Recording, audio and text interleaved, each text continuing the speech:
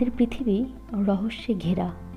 ইতিহাসের এমন অনেক ঘটনা রয়েছে যেগুলির রহস্য উদ্ঘাটন করা এখনও সম্ভব হয়নি। আজ আমরা এরকমই কিছু রহস্যজনক ঘটনা সম্পর্কে জানব। এরকম ইনফরমেটিভ ভিডিও দেখতে চাইলে লুকোচুরি কেয়ার চ্যানেলটিকে সাবস্ক্রাইব করুন। Number 1, Monk statue.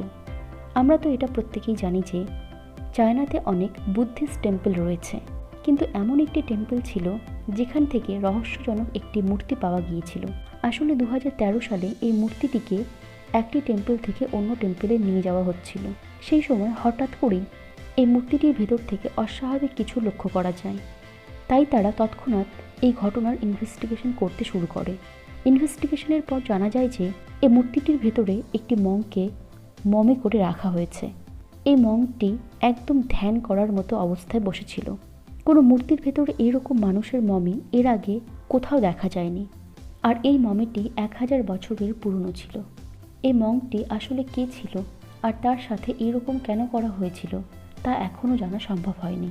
সত্যিই এটি রহস্যজনক একটি ব্যাপার। Number 2, copper scroll treasure. আমাদের ইতিহাস সম্পর্কে জানতে আমরা সবাই আগ্রহী। প্রতিদিন বিশেষজ্ঞরা ঐতিহাসিক কিছু না কিছু খোঁজ করেই চলেছে। 1952 সালে ইসরায়েলে এক রহস্যজনক জিনিস খুঁজে পাওয়া যায়। বিশেষজ্ঞরা ইসরায়েলের একটি কেভে এই নিদর্শনটি খুঁজে পেয়েছিল। কিছু বিশেষজ্ঞ এই গুহাতে রিসার্চ করার জন্য গিয়েছিল। তারা এখানে কপারের কিছু প্লেট দেখতে পায়। দেখে এগুলিকে বেশ পুরনো মনে হচ্ছিল। যখন তারা এটি ভালো করে দেখে তখন জানতে পারে যে এই কপারের প্লেটের ওপরে কিছু লেখা আছে। সাধারণত আগেকার সময় মানুষ লেদারের ওপরে বা কাগজের ওপরে লিখত, কিন্তু এখানে তারা মেটেলের ওপর কিছু খোদাই করে লিখেছিল। কিন্তু কি লেখা ছিল তা উদ্ধার করা সম্ভব হয়নি। এটা এখনও জানা যায়নি যে সেখানে কে এইগুলি লিখেছিল এবং কি লিখেছিল। Number 3, ancient clock. প্রাচীন যুগের রোমান সভ্যতার টেকনোলজির দিক থেকে অনেক উন্নত ছিল। 1760 সালে কিছু বিশেষজ্ঞ অদ্ভুত দেখতে একটি বস্তু খুঁজে পায়।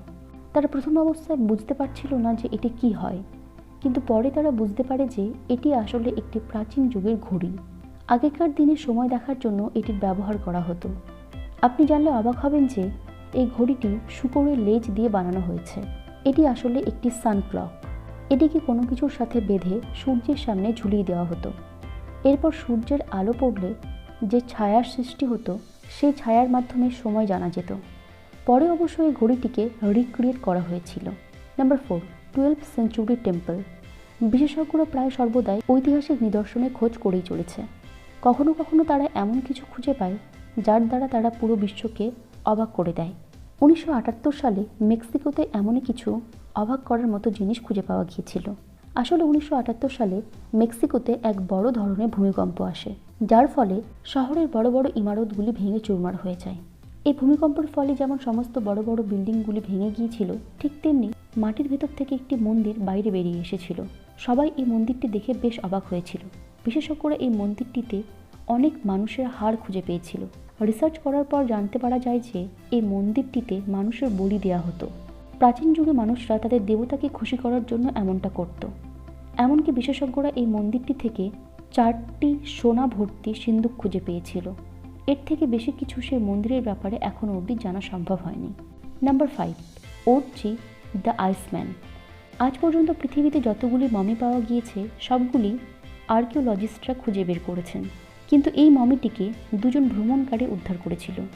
1991 সালের 19শে সেপ্টেম্বর দুজন ব্যক্তি পাহাড়ে হাইকিংয়ের জন্য গিয়েছিল।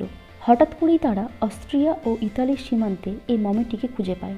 ধারণা করা হয় যে এই মমিটি প্রায় 3000 বছর আগেকার। আর সব থেকে অবাক করার ব্যাপার হলো যে এটিকে কারোর দ্বারা মমি করানো হয়নি, বরং এটি বরফে জমে নিজেই মমি হয়ে গিয়েছিল। ওরচি পৃথিবীর প্রথম প্রাকৃতিক মানব মমি।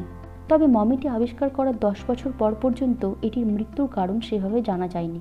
তবে বিশেষজ্ঞরা ধারণা করেছেন যে তিনি বরফে জমে মারা গিয়েছিল, কিন্তু পরে ওরচির কাঁধে তীরের আঘাত পাওয়া গিয়েছিল এবং শরীরেও বেশ অনেক ক্ষত পাওয়া গিয়েছিল, যার দ্বারা বিশেষজ্ঞরা ধারণা করে যে তার মৃত্যুটি হয়তো বা স্বাভাবিক না। তবে এটি নিয়ে এখনও অনেক রহস্য রয়েছে যা এখনও পর্যন্ত উদ্ঘাটন করা সম্ভব হয়নি। আজকের ভিডিওটি কেমন লাগলো আমাকে কমেন্টের মাধ্যমে অবশ্যই জানাবেন।